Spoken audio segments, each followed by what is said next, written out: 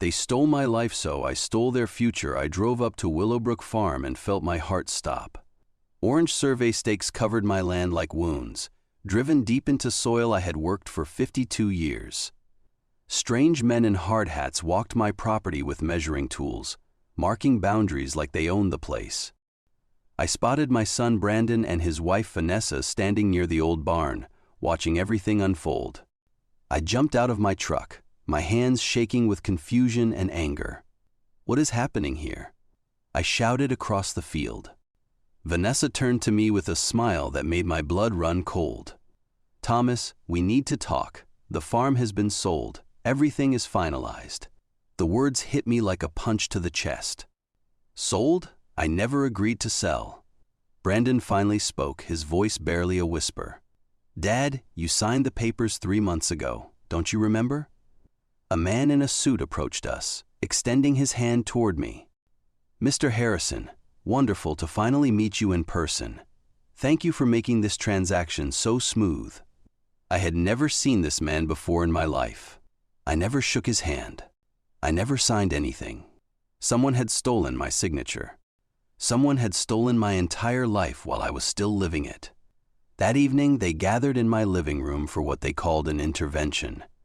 Brandon, my daughter Melissa, Vanessa, and Melissa's husband Kyle all sat in a careful semicircle around me. The room where I had raised them, where my wife Catherine had died 5 years ago, now felt like enemy territory.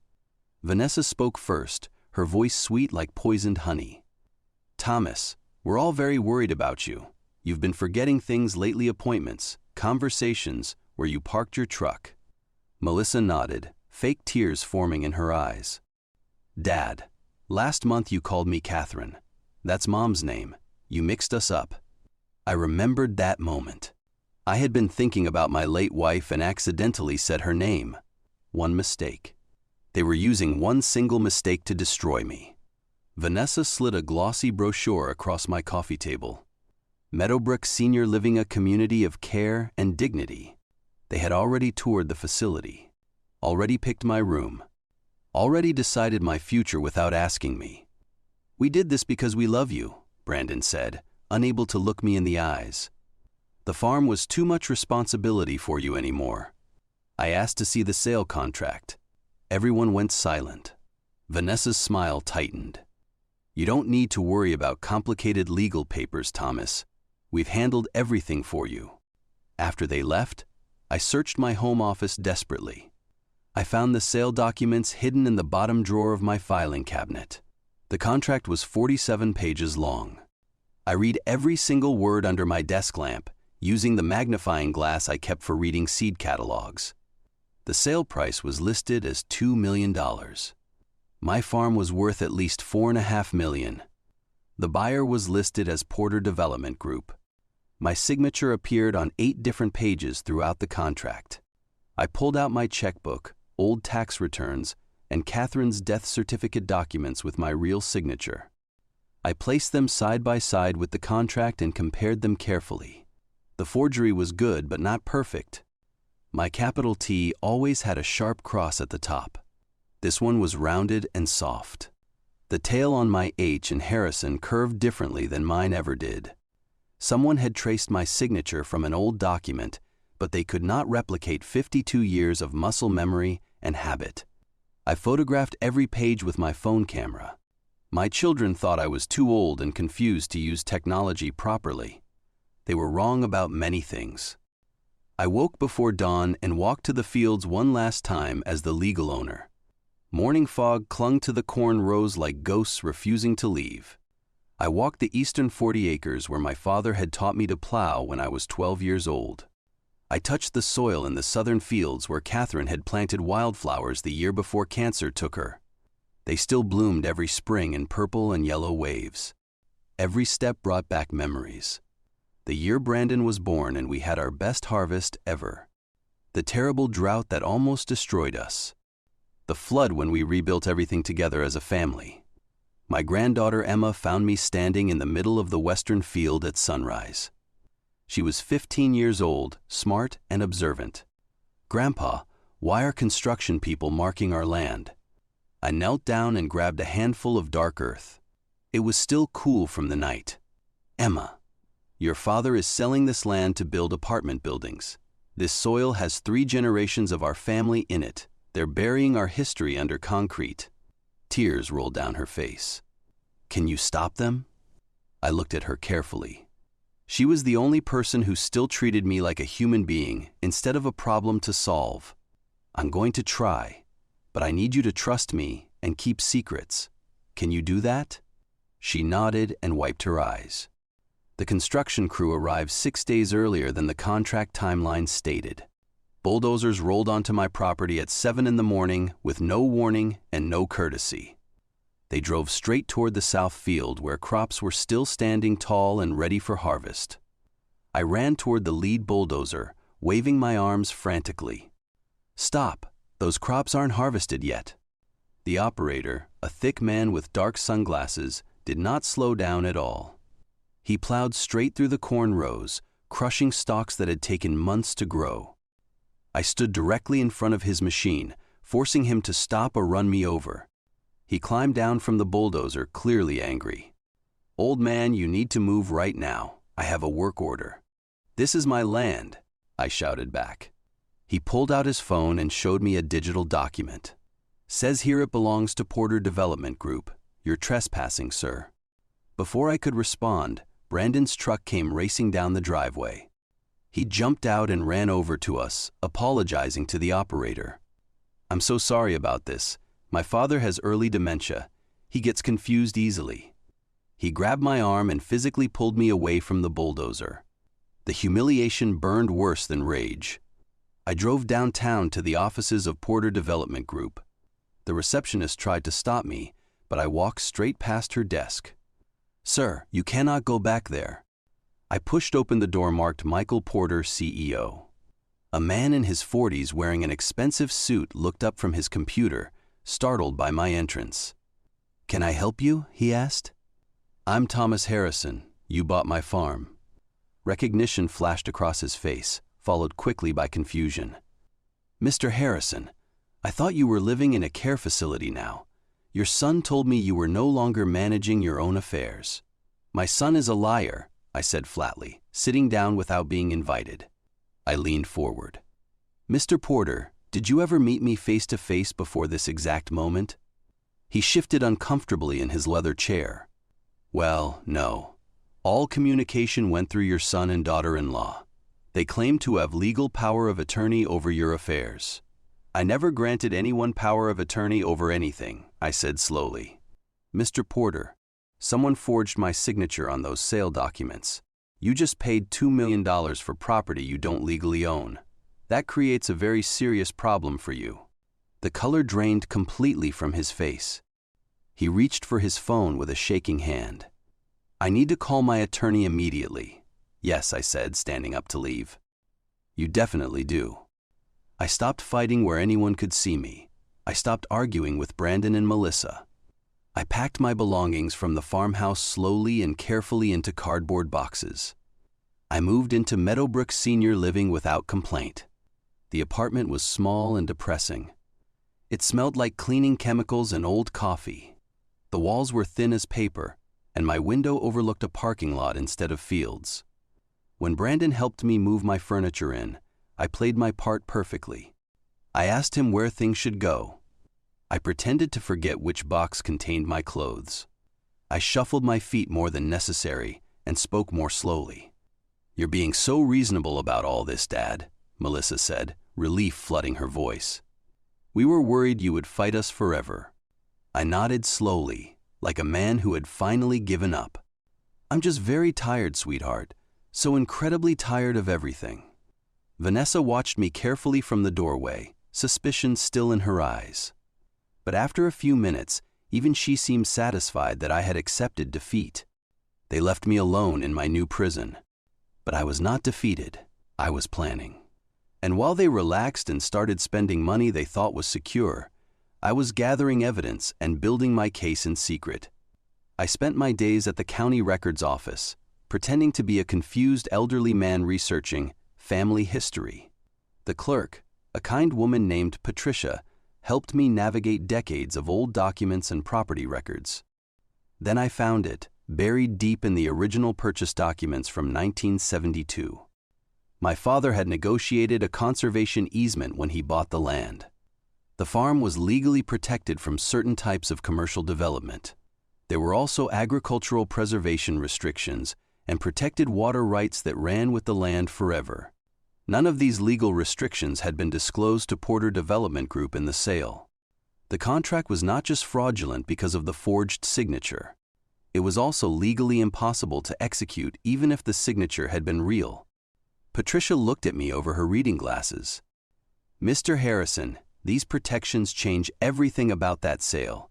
This land cannot be developed the way they're planning." I smiled for the first time in weeks. "Yes, Patricia, that's exactly what I was hoping to find." I made copies of every single document and stored them in 3 different locations. My children thought I was a confused old man who could barely remember his own name. They had no idea I was building a legal case that would destroy their plans completely. I hired a private investigator named Frank Delgado. I never imagined I would need to investigate my own children, but desperation changes everything. The report arrived 1 week later in a plain manila envelope. 5 years ago, Brandon had taken out massive loans using my farm as collateral. He had forged my signature on the loan documents just like he had forged it on the sale contract. Those loans had funded his failing business, his new house in the expensive part of town, and Vanessa's luxury car. They were drowning in debt. The loans were coming due. Selling my farm was not about protecting me or my welfare.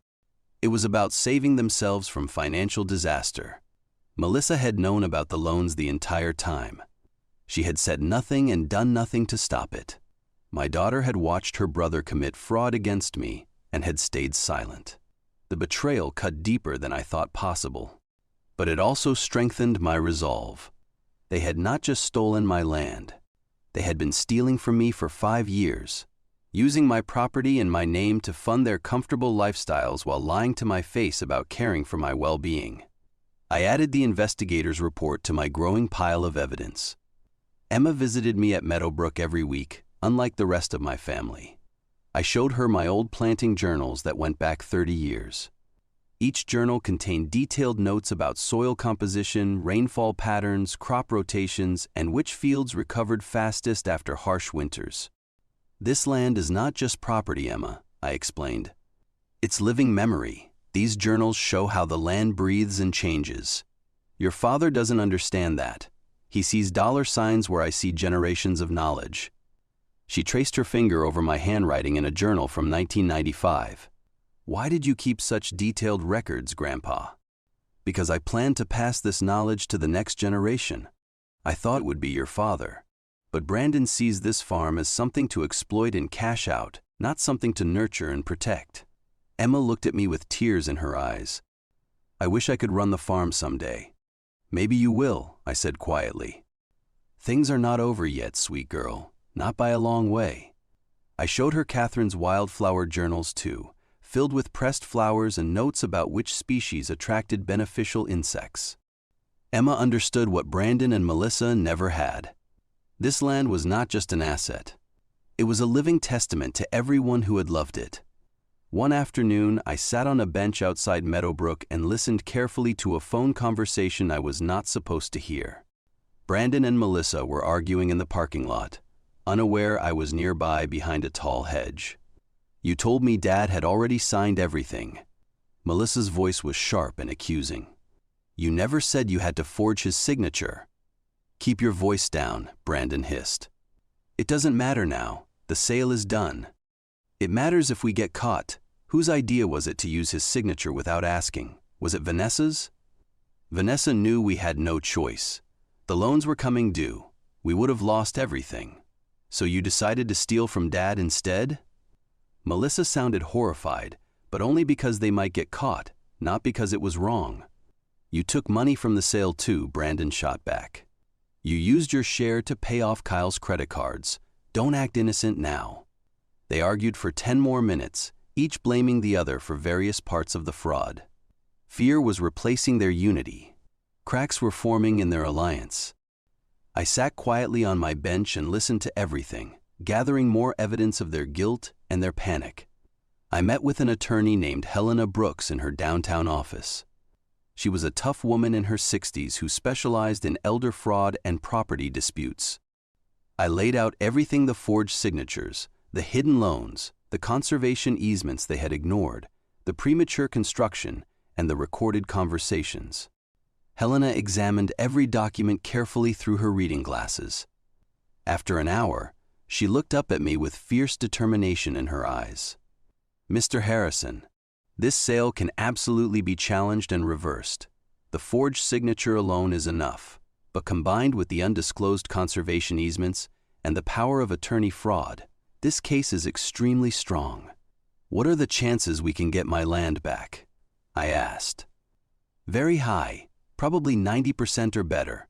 The buyer will likely want to settle quickly to avoid further losses. Your children, however, will face serious legal consequences. Are you prepared for that?" I thought about Brandon and Melissa, the children I had raised and loved. Then I thought about how they had stolen my identity, my property, and my dignity without hesitation. "Yes," I said firmly. "I'm prepared. File everything necessary to stop this sale and start criminal proceedings against whoever was involved in the forgery." Helena smiled. "This is going to be very satisfying, Mr. Harrison. Justice is coming." Hope returned to my heart for the first time in months. Helena filed an official legal objection to the sale with the county courthouse. She did it quietly, without notifying my family or Porter Development Group in advance. The legal clock started ticking immediately. The filing included a formal challenge to the signature authenticity, a demand for handwriting analysis by forensic experts, citations of the violated conservation easements, and evidence of the fraudulent power of attorney claims. Meanwhile, Brandon and Melissa continued spending money from the sale. Brandon bought a boat. Melissa and Kyle booked an expensive vacation to Europe. Vanessa was shopping for a vacation house. They believed the money was secure and untouchable now. They had no idea that every dollar they spent was building my case stronger. Every purchase was evidence of their fraud and their willingness to benefit from stolen property. I continued playing the confused, defeated old man at Meadowbrook. I attended activities. I played cards with other residents. I smiled weakly when family visited. Nobody suspected I had already launched a legal attack that would destroy everything they had stolen. Porter Development Group continued pouring money into site preparation, hiring contractors, and ordering materials. They had no idea their entire purchase was about to collapse. The trap was set. Now I just waited. Porter Development Group hired new farm operators to manage the land until construction could begin. But the operations went disastrously wrong from the very start. The new operators tried planting crops, but they did not understand the soil. They planted corn in fields that needed rotation. They irrigated at wrong times and with wrong amounts. Within weeks, crops were failing in patterns anyone with knowledge of the land would have predicted. Equipment kept breaking down mysteriously. Tractors developed engine problems. Irrigation systems malfunctioned constantly. The new operators blamed bad luck, but I knew better. That land had temperament and personality. It rejected people who did not respect it. Emma reported everything to me during her visits. She rode her bike past the farm regularly and took pictures of the failing crops and frustrated workers. "The soil is fighting back, Grandpa," she said, showing me photos of withered plants and broken machinery. "It's like the land knows it was stolen." I was not a superstitious man, but part of me wanted to believe she was right. The land my family had nurtured for 3 generations was rejecting strangers who saw it only as profit. Porter Development Group was bleeding money on failed farming operations while simultaneously fighting my legal challenge. A letter arrived at Meadowbrook scheduling me for a comprehensive medical and psychological evaluation. I had not requested this evaluation. Brandon and Vanessa had arranged it without my knowledge or permission. I understood immediately what they were trying to do. If doctors declared me mentally unfit, they could use that declaration to dismiss my legal challenge. They would claim the forgery did not matter because I lacked capacity to manage my own affairs anyway. The evaluation was scheduled for the following Tuesday at Riverside Medical Center. The letter said it was a routine cognitive assessment for seniors, but I knew better. This was their plan to silence me permanently. I called Helena immediately. They're trying to have me declared incompetent. I expected this, Helena said calmly. It's a desperate move. But Thomas, you need to pass this evaluation perfectly. No jokes, no sarcasm, no signs of confusion. You need to be sharp, clear, and completely in control. I spent the next week preparing. I memorized current events, reviewed dates and timelines, practiced memory tests, and made sure I knew every detail of my own life story backward and forward. They wanted to paint me as confused and declining. I would prove them completely wrong. The evaluation took place in a cold medical office with fluorescent lights and the smell of antiseptic. 2 doctors and a psychologist interviewed me for over 3 hours. They asked me to remember word lists, solve math problems, draw clocks showing specific times, recall current events, and explain my life history in detail. I answered every single question calmly and accurately. I drew perfect clocks. I remembered all the word lists. I solved every math problem correctly. I discussed current news events and political situations with clarity and nuance. When they asked about my family situation, I spoke carefully and factually. My children sold my farm without my informed consent. I believe they forged my signature on sale documents. I have filed legal action to challenge the sale and investigate potential fraud. The psychologist leaned forward. Your son claims you have been experiencing memory loss and confusion. Can you address that? My son is lying to cover his own financial crimes, I said calmly. I occasionally misspeak, as all people do, but my mind is sound, my memory is excellent, and I am fully capable of managing my own affairs. After 3 hours, they concluded the evaluation. The lead doctor looked at me with something like respect. Mr. Harrison, you have performed exceptionally well. There is no evidence whatsoever of cognitive decline or diminished capacity. Their plan had failed completely.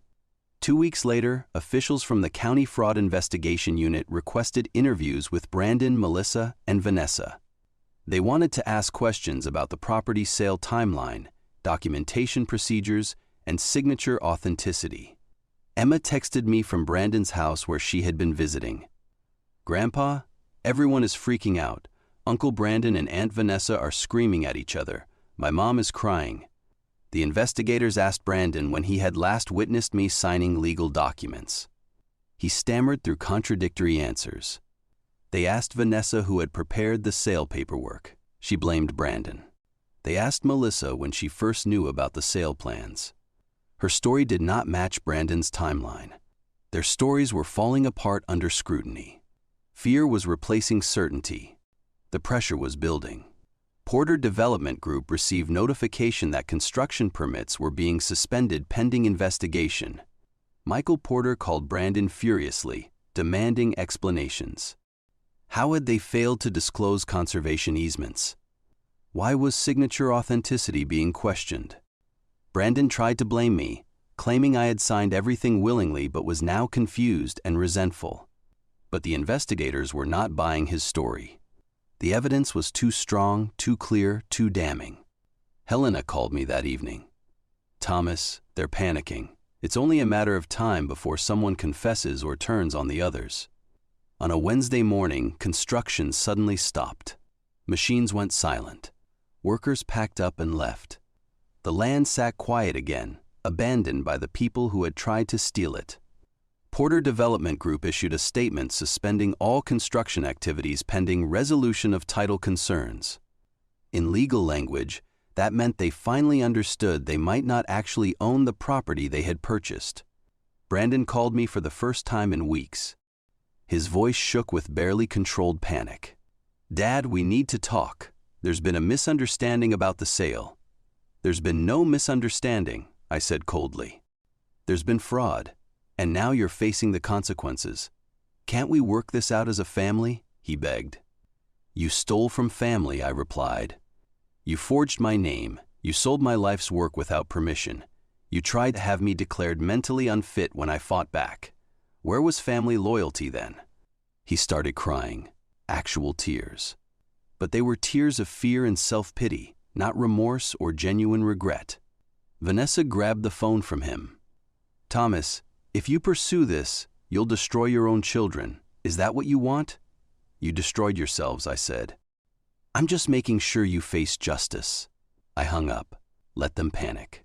Let them suffer the consequences of their choices. Helena arranged for forensic handwriting experts to examine the sale documents. 3 independent experts analyzed the signatures, comparing them to my authentic signatures from decades of documents. All 3 experts reached the same conclusion. The signatures on the sale contract were sophisticated forgeries. The forger had likely traced my signature from source documents, but subtle differences in pressure, angle, and stroke patterns proved they were not authentic.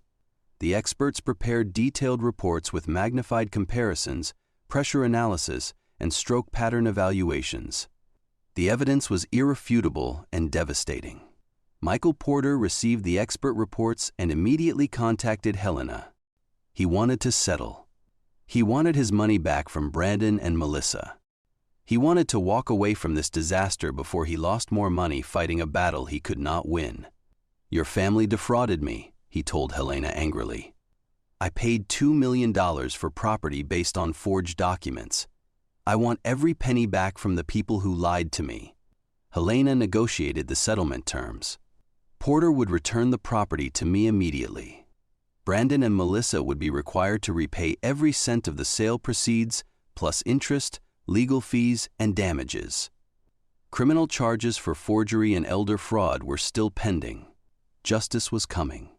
On a clear October morning, I returned to Willowbrook Farm as its rightful legal owner. County officials escorted me onto the property and formally reinstated my title. Helena stood beside me, smiling with satisfaction. I walked slowly through the fields again. The soil felt exactly the same under my boots. The wind moved through the dying corn stalks with the same whisper I had heard for 50 years. But I felt different. I felt harder, colder, and less willing to forgive. Emma met me at the old barn, running across the field with tears of joy streaming down her face. She hugged me tightly. "You did it, Grandpa. You won." "We won," I corrected her. "You helped me, Emma. You documented everything. You kept my secrets, and you never stopped believing in me." The farmhouse was damaged from neglect and partial demolition. Brandon had let it decay because he thought it did not matter anymore. But it was still standing, still mine, still salvageable. I stood on the front porch and looked across the land my father had given me, the land I had nearly lost, the land I had fought to reclaim. I had won the battle. But the war with my family was not finished yet. Brandon and Melissa came to the farm 3 days later, begging for forgiveness.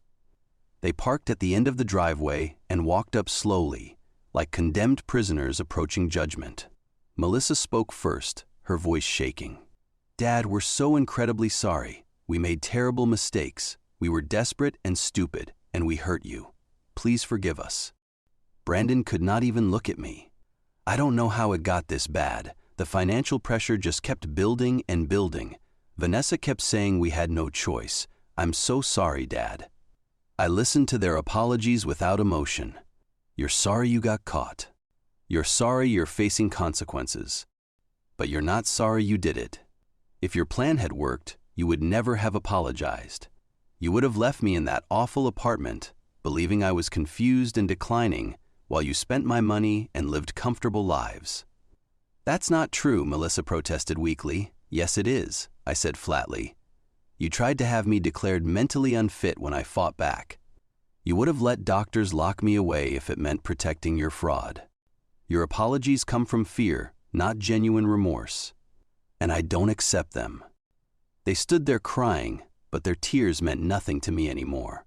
They had taught me that family loyalty had limits, and they had crossed those limits without hesitation. I hired the best estate attorney in the state to restructure ownership of Willowbrook Farm. We created an irrevocable trust with specific protections that would prevent anyone from ever stealing the land again. The trust included multiple safeguards. No single person could sell or mortgage the property. All major decisions required approval from multiple trustees. Conservation easements were strengthened and expanded. Future development was permanently restricted to agricultural uses only. I named 3 trustees to manage the land after my death: Emma Helena Brooks, and a professional agricultural trustee from the state university. Brandon and Melissa were specifically excluded from any management role or decision-making power. The trust also included detailed instructions for Emma's education. Money would be provided for agricultural studies, farm management training, and environmental science. She would be prepared to become the next generation steward of this land. This ensures the farm stays in the family, Helena explained, but only in the hands of family members who actually respect it. I signed the trust documents with my authentic signature, witnessed by 3 independent parties and a notary public. No one would ever forge my name again. No one would ever steal my life's work again. Land was finally safe from betrayal. I formally named Emma as the primary heir and future steward of Willowbrook Farm, not because she was blood family, though she was, but because she had earned it through respect, loyalty, and genuine love for the land. Emma sat in my farmhouse kitchen while I explained her future responsibilities. This land will be yours someday, Emma, but it comes with sacred duties. You must protect it, nurture it, learn from it, and pass it on better than you received it. She cried, overwhelmed by the trust I was placing in her young shoulders. I won't let you down, Grandpa. I promise. I know you won't, I said. You're the only one who understood that this land is more than property. It's legacy, memory, and responsibility all mixed together. I showed her the trust documents that secured her future. I explained the educational provisions, the conservation requirements, and the management structures. She would not inherit easily or automatically. She would inherit through dedication and proven character. Brandon and Melissa were specifically excluded from the trust in clear language. They would receive nothing from my estate when I died. Not the land, not money, not family heirlooms. They had stolen their inheritance when they tried to steal the farm. I was just making their loss official and permanent. Brandon and Melissa lost access to the farm completely. I changed all locks, posted no trespassing signs, and had my attorney send formal letters banning them from the property without permission. They also lost their influence over my life and decisions. I revoked any remaining permissions they had thought they held. I made my medical directives crystal clear. I put Helena in charge of my financial affairs as backup, not them. I removed them from emergency contact lists. Most importantly, they lost control. They had tried to control my property, my future, and my dignity. Now they controlled nothing. I did not punish them with cruelty or revenge. I simply corrected the situation they had created. They faced criminal charges for forgery and fraud. They owed massive debts to Porter Development Group. They were drowning in legal fees. Those were natural consequences of their own actions, not punishments I invented. Vanessa divorced Brandon within 6 months. She had married him for financial security, and when that security vanished, so did she. Melissa and Kyle struggled under the weight of debt and legal problems. Their comfortable lives crumbled. I watched it all happen with no sympathy. I had loved them once. I had trusted them completely. They had betrayed that love and trust without hesitation. Now they lived with the results of those choices, and I felt nothing but cold justice satisfied. On a warm afternoon in late spring, I sat beneath the old oak tree I had planted 43 years ago. Catherine and I had planted it together the year after Brandon was born. Now it provided shade and shelter while I watched Emma learning to plow the southern field with guidance from a hired farmhand. She was learning the temperament of the land, just like I had learned from my father, just like he had learned from his father. The chain continued, stronger now for having been tested and nearly broken. They had stolen my life when they forged my signature and sold this land. They had tried to erase my identity, my history, and my dignity. But I had stolen their future by reclaiming what was mine and giving it to someone who deserved it. The soil beneath my boots felt solid and permanent. The wind carried the smell of growing things and possibilities. Emma waved to me from the tractor, her face bright with determination and joy. I had won more than a legal battle.